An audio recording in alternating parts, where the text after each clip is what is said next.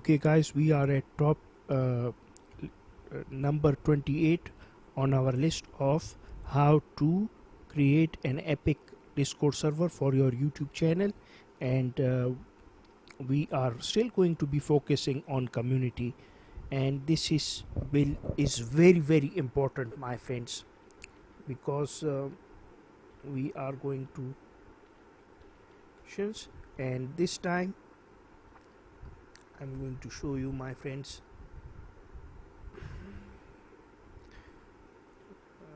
emoji copy and paste. Copy and paste in collaboration. Yes, emojis and creative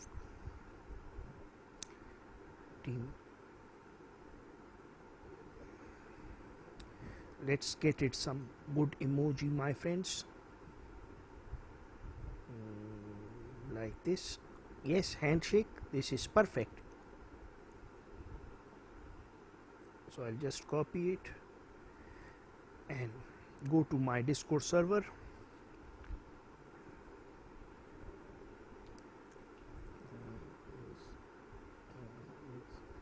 Collaborations.